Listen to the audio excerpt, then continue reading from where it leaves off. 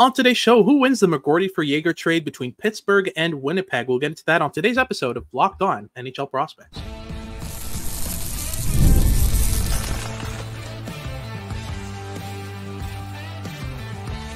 You are Locked On NHL Prospects, part of the Locked On Podcast Network. Your team every day.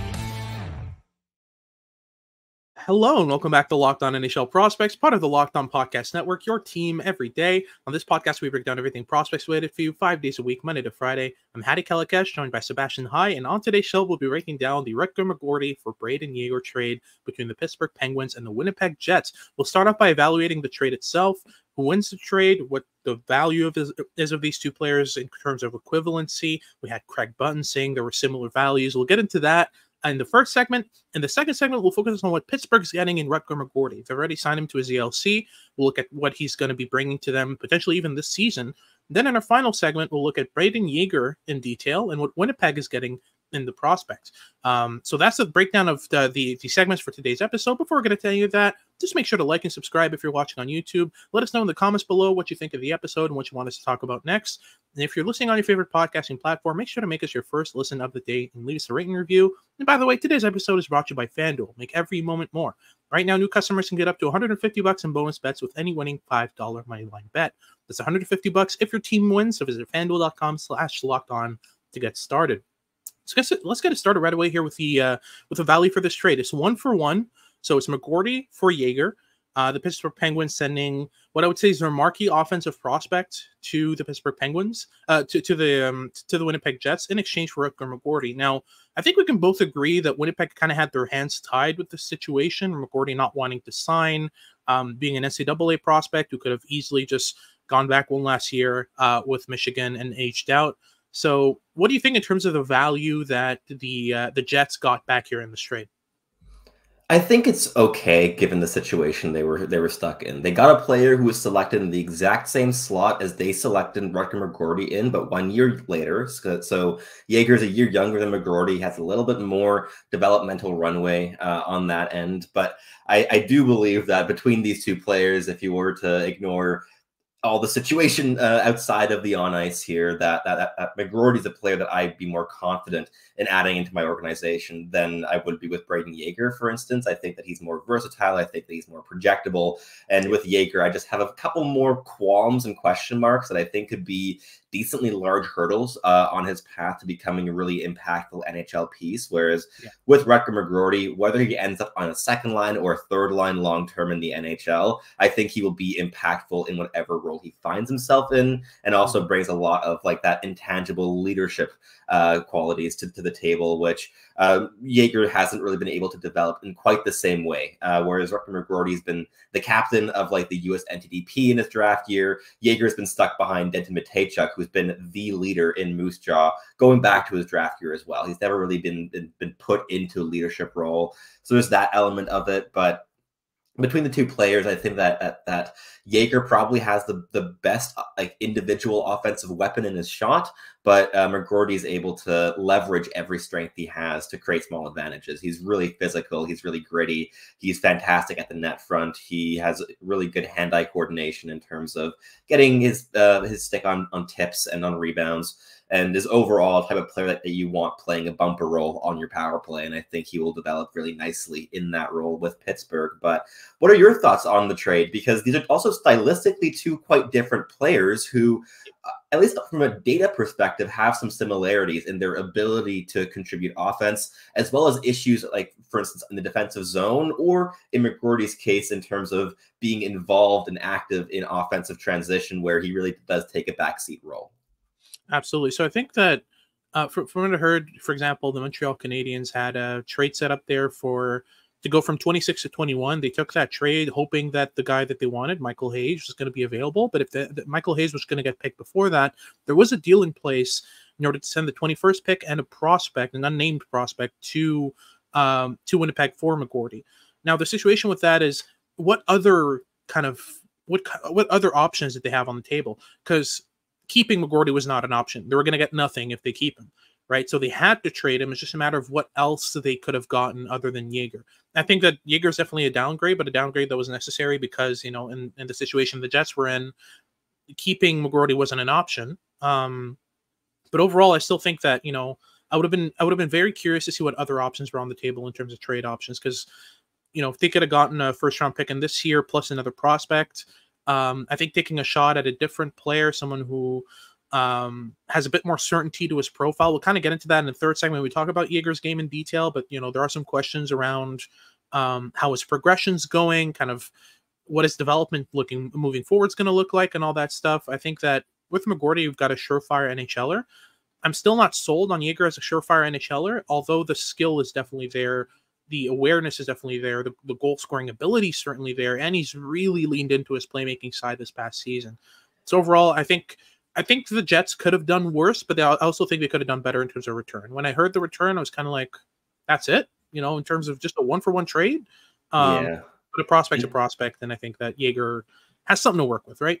For sure, he definitely does. And I mean, I think we should probably introduce the profiles of these two players as well, since we're spending the entire episode talking about them. So yeah. Brayden Yager is a 5'11", 179-pound right shot centerman who's been chugging away in his development with the Moose Jaw Warriors in the WHL, which has been his one WHL team going back to when he was selected in the Western Hockey League draft. And this is a player who's been putting up some pretty big point totals since being drafted. In his draft year, he scored 28 goals and 78 points in 67 games. And this past year, as a D+1 in 57 games, he scored 35 goals and 95 points on a stacked Moose Jaw team. He had some fantastic teammates in that lineup, whether it be the aforementioned Denton Matejchuk or even Jagger Furcus and Matthew Savoy. There was a bunch of talent on this squad, and that definitely benefited Brayden Yager. In the playoffs, he scored 11 goals and 27 points through 20 games for Moose Jaw, a really lengthy WHL playoff run. And overall, the production was very strong for him. On the flip side, with Rutger McGroarty, we have a 6'1", 205-pound left shot center / left wing. McGroarty is very positionally versatile. He can play down the middle if you need him to. I think at the NHL level, he's probably going to end up being a left winger, but the type of player that can just grind out minutes and be a real checking force. On top of that, he's been developing with the University of Michigan, which is one of the strongest development programs in the NCAA. And he's really accelerated there in his development. So in his draft year in 2021-22 with the NTDP, he scored 69 points, including 35 goals in 54 games, which he really did a lot based off of his physical maturity, his shooting talent, and his intelligence. This is a very smart player. And then in his D+1 in the NCAA with Michigan, he went exactly a point a game with 39 points in 39 games. And then this past season, he really popped off on a dominant first line with the University of Michigan, playing alongside Frank Nazar and Gavin Brindley, who have both already made their NHL debuts at this point.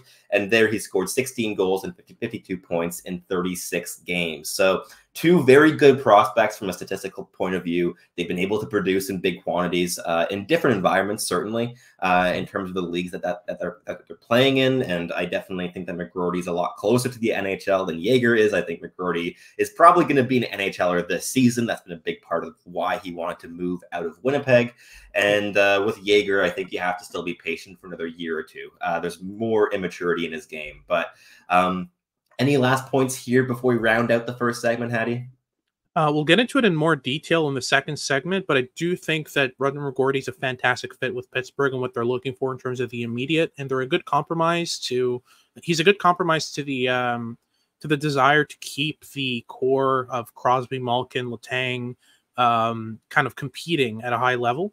You know, bringing someone in that can play right away, I think, is a key part for them. So I think Pittsburgh definitely ends up kind of the winners in this situation, not only getting the better prospect, but getting a guy that fits more with their idea of what they're trying to do right away. If Rutger McGroarty gets a shot beside either Crosby or Malkin, I mean, we're talking about a prospect who could really, really pop off this season. He'll need to earn his way in, though. There's some competition there on the wings of those two centers. And even with Gensel gone, I still think they still have options that they can work with. I'm curious to see where they go moving forward with McGroarty, whether he plays on a third line to start and then earns his way into the top 6. If he starts in the AHL, moves his way up to the NHL, that's still up in the air, and we'll figure that out as the season goes. But I think that this is a great trade for Pittsburgh. They get exactly what they need in the immediate, and they get the better prospect. So that's my final thoughts on the trade itself. But let's get right into the second segment here, where we talk about Rutger McGroarty and what Pittsburgh is getting in this prospect. We'll get into his profile, what type of game he plays, and kind of see the fit there in more detail regarding where he plays this season and all that good stuff. Before I get into that, though, quick words from our sponsors at FanDuel. You've heard us talk all about FanDuel, America's #1 sportsbook. Well, we have something a little bit different for you here today. Now through September 22nd, all FanDuel customers can bet $5 and get a 3-week free trial of NFL Sunday Ticket from YouTube and YouTube TV. Then with a YouTube TV base plan, you'll be able to watch every regular season Sunday afternoon out-of-market game. All you need is a Google account and a current form of payment, and you can cancel anytime. Beyond that, there's a lot of other sporting leagues that are getting going right now and a lot to be excited for here in the FanDuel world. The NHL is just about a month and a half away at this point, but we also have other sporting leagues like the Premier League, the Bundesliga. A lot of soccer is getting going. We still have the MLS in full force. There's a lot to be excited for. Just visit FanDuel.com/lockedon to download America's #1 sportsbook.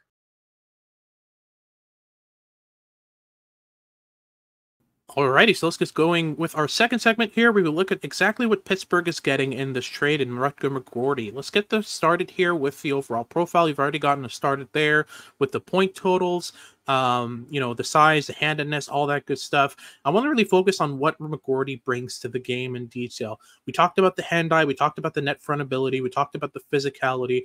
I want to get into more detail about the board battling skill, because it's really something that I've grown to love about McGroarty's game. He's a prospect that wins most of his board battles, not just because he's big and strong at 6'1", 201, but because his mechanics are really good. He's really good at leveraging his body in ways that make sense, that project well to the NHL. So as he climbs the ranks and starts playing against better and better competition, those skills remain. When we look at prospects who are bigger than their competition, a lot of the time they rely on that in order to win battles. They rely on pure strength, on just being bigger and stronger than their opponents, and don't really develop the leverage mechanics in order to, lift the stick, get under a defender's body, kind of get their body between the stick and the puck of the defender. That kind of skill is really difficult in order to hone when you've already got the competitive advantage. That makes it so that you don't really need to develop these things. But McGroarty has both the size and the leverage mechanics, which is why I think that he's going to be a really efficient cycle player in the NHL. He's a prospect who's really, really good at spinning off of pressure, getting off the boards. He's not necessarily the best skater, and I don't think he's ever been, but the way that he plays, he doesn't really need it. He's a puck retriever, so all he needs is straight line speed, and he needs physicality, and that's exactly what he has. He's just not as agile, not as quick on his feet as other prospects, such as Brayden Yager, for example. But the way that he plays really fits the skills and the strengths and weaknesses that he has. No NHLer is perfect, right? Unless you're talking about Connor McDavid or Austin Matthews or Sidney Crosby in his prime. Most prospects will have weaknesses and deficiencies just as NHLers do. There are maybe a handful of perfect skating strides in the NHL, right? I mean, we can name them. I mean, Matthew Barzal, Willem Nylander, Connor McDavid, Cale Makar, Miro Heiskanen. There's a couple in there. All of them are pretty much elite NHLers because they've leveraged their skating to their advantage. But a perfect skating stride isn't a necessity to be an NHLer, right? I mean, do you think McGroarty's going to be able to kind of scale his game up to the NHL even with that weakness of agility and balance and quickness? I do think that the skating is one of his biggest hurdles in cracking a top 6 role. I think that's really where it comes down to how much he's going to be able to circumvent that weakness and how much he's still going to be able to tinker with it. His skating hasn't improved massively since he's graduated to the NCAA level, which was my big hope in his draft year, was that Michigan was going to be a program where he would really be able to overhaul the skating. And it certainly has improved since his draft year, but it still is like the most notable weakness in his game. And it also allows like opponents to really take advantage of him, especially like when he's playing defensively in his own defensive zone.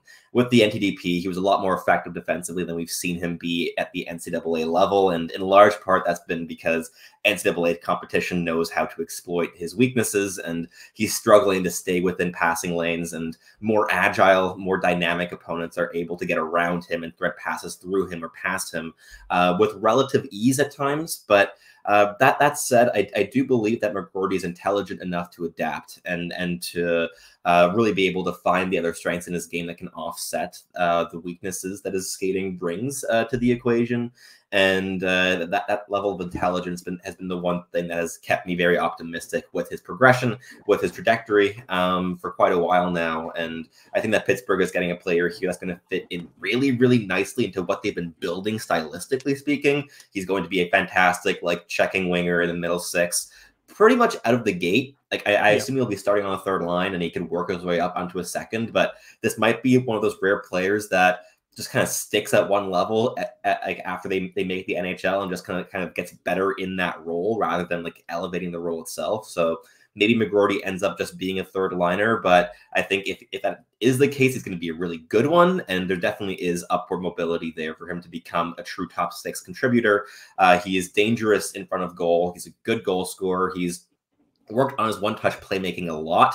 Playing with Gavin Brindley and Frank Nazar has really overhauled his playmaking game in many ways. We'll see how that continues in perhaps a less generous situation where he won't be able to, rack up quite as many assists as he did last season with the University of Michigan. But I think that this is a player who's really adaptable and has like definitely room to grow as well in his defensive impact, for instance. And in his ability to retain possession and at least becoming a contributor in transition. That's another big area of weakness in McGroarty's game, is that he's basically a non-factor in offensive transition in large part because of the skating. If anything, he makes like a one-touch pass to connect play, but he's never carrying up the puck himself really. And finding a niche where he can contribute even with his tool limitations in transition, I think is going to be a really important part in him being able to elevate his role into the top six at the NHL level eventually. Whether that happens this season or 2 years from now, we're going to see. But there's definitely still areas in his game that could elevate his play significantly. 100%. For me, the comparable that I always go back to when I'm watching McGroarty is Brock Nelson. He's kind of the same profile of a really cycle-focused player. He needs a cycle system in order to be his most effective. But Brock Nelson's a top six NHL forward. You know, he's a prospect who he's a player who has made himself a niche and a role in Long Island and has become a leader on that team on and off the ice. Kind of became one of the key kind of components, one of the key organs of that offensive play, because the Islanders have basically built a cycle system around their prospects. Anders Lee, Brock Nelson, as they were developing, they joined a system that was already kind of tailor-made for them. So, you know, you can even see that in their bottom six, you know, heading back to the Cal Clutterbuck and Matt Martin years and all that good stuff. You know, this is kind of what McGroarty's going to need. Is just going to need a cycle line. You know, he's going to need a line that really fits his needs, where it's a dump and chase system where you retrieve pucks down low and start cycling them, kind of outmuscle defenders down low. It's going to be a hard-working line that is going to be working on. So for me, that's kind of the overall profile that I see moving forward for McGroarty. It's kind of that same progression as Brock Nelson, where he starts off as kind of this energetic young kid and then slowly develops into a more cerebral, more defensively responsible, more capable in those areas type of player. And I mean, Brock Nelson has scored 30-plus goals in the last 3 seasons now, logging 37, 36, 34, which isn't half bad. Yeah, exactly. So I think that, you know, we could see something, especially from McGroarty's playing next to Malkin or Crosby. I mean, those are, especially Malkin, I think that helps. I think Malkin's a player who's tailor-made for what McGroarty brings to the game. I think that, you know, if he can play next to that guy, let Malkin handle all the transition play. Just position yourself off the puck. Get yourself in a situation where if Malkin needs to dump the puck in, you can retrieve it and just get pucks back on his stick. That'll get McGroarty a ton of points. And again, McGroarty's a really good off-puck mover. He's a prospect who loves to find space in the offensive zone and kind of tap in rebounds, get his stick on shots from the point. that fits really well with the way that Pittsburgh plays off the cycle. They're a really heavy point shooting team. So with McGroarty, I think that he's in a great position with them and can develop really well into the player that I think he can be, which is a true second line, either winger or center. When Malkin retires, when Crosby retires, I'm sorry, Penguins fans, that's inevitable. That's just how careers work. But yeah, when those two retire, I think McGroarty is going to be in a great situation to take over at center. I see him as a center at the NHL level. But yeah, overall, I think that with McGroarty, you've got a player who's in a great situation moving forward in order to take over for those two. And I think the Penguins have really put him in a great situation to start learning the ins and outs of NHL hockey right away, and then slowly but surely progress into that situation. But that's our segment done. We'll get into our third segment, where we talk about Brayden Yager's game in detail and what Winnipeg's getting there and what's his fit with the team. We'll get into that in a sec. But just before, a quick word from our sponsors at eBay Motors. Passion, drive, and patience. What brings home the winning trophy is also what keeps your ride or die alive. eBay Motors has everything you need to maintain your vehicle and level it up to peak performance. From superchargers, roof racks, LED headlights, exhaust kits, and far more, whether you're into speed, power, or style, eBay Motors has got you covered. With over 122 million parts for your number one ride or die, eBay Motors always has exactly what it is that you are looking for. And with eBay Guaranteed Fit, which is available to U.S. customers only, your part is guaranteed to fit your ride every time or your money back. Because with eBay Motors, you're burning rubber, not cash. With all the parts you need at the prices you want, it's easy to turn your car into the MVP and bring home that win. Keep your ride or die alive at ebaymotors.com. Eligible items only. Exclusions apply. Alrighty, so let's close things off here with our final segment. We'll get into Brayden Yager's game in detail and what Winnipeg's getting in this prospect. I think we can start off with the overall skill set in terms of what he brings to the game. I think I've seen like 5 different versions of Brayden Yager at this point throughout the last couple of years. He's a prospect who shifts his focus a lot in terms of what he concentrates on offensively, right?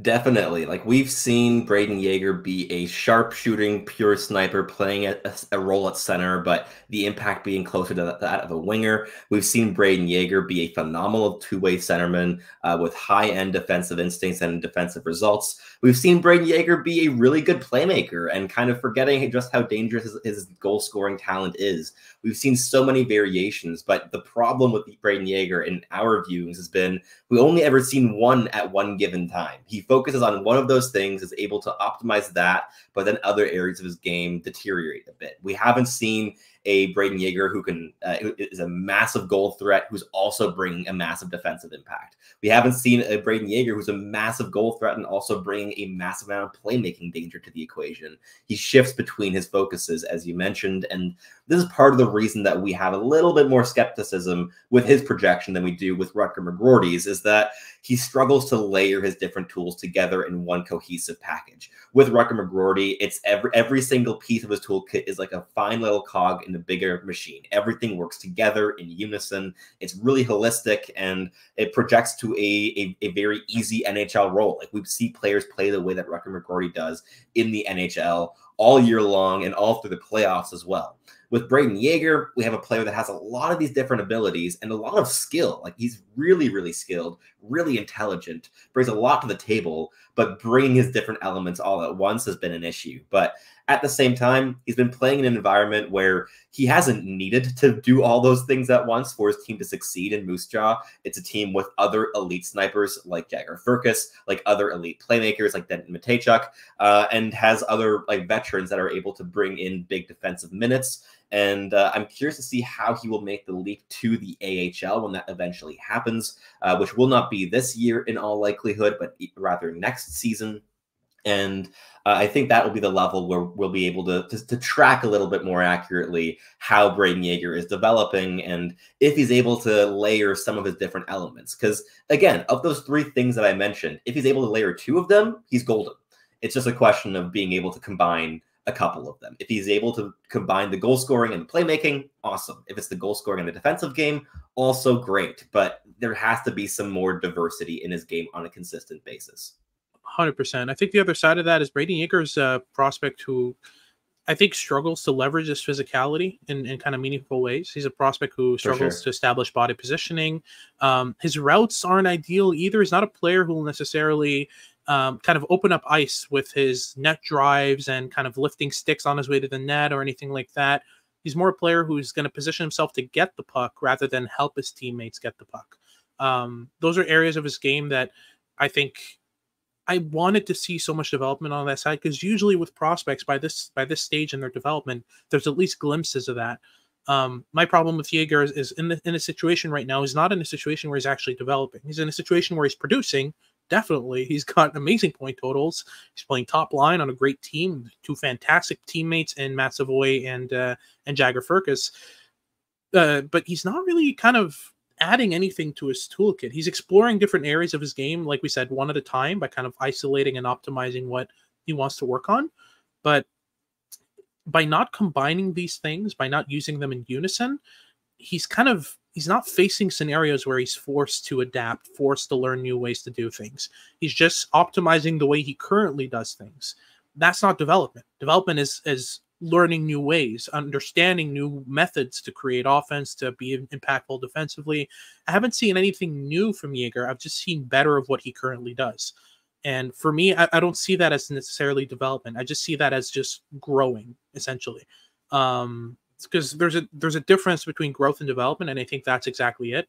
For me with Yager, it's just I see a prospect who's stagnating in terms of his overall progression. I see a prospect who's kind of stuck in certain ways, whether that's playmaking, whether that's goal scoring, whether that's defensive play.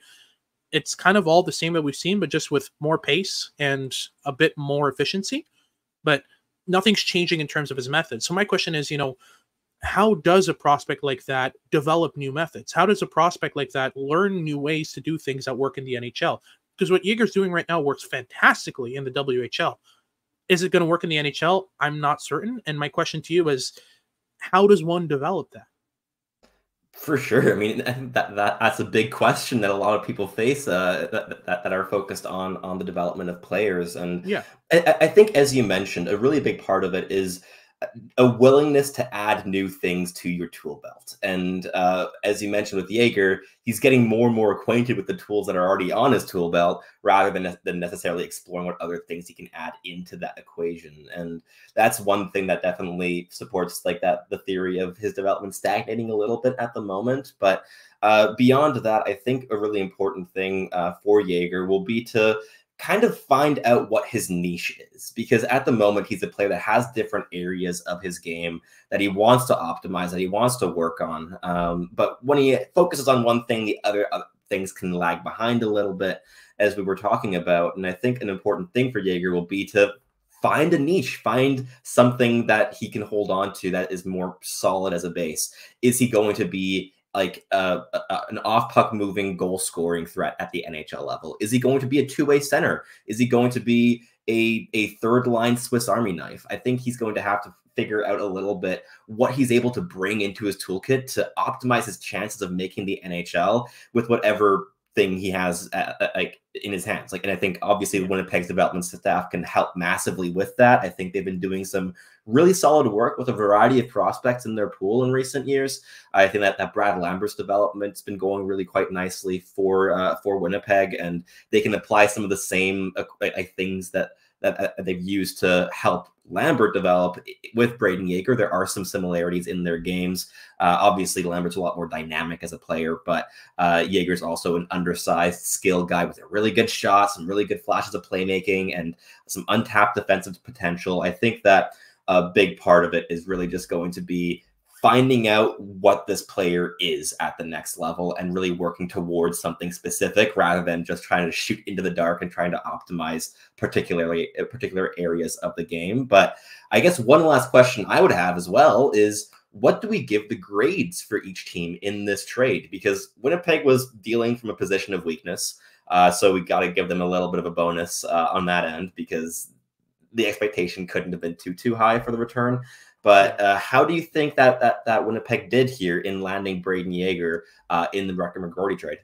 Absolutely. Just before I get into that, I want to say, I know we've been pretty critical of Yager in this segment. He's still a skillful and excellent player.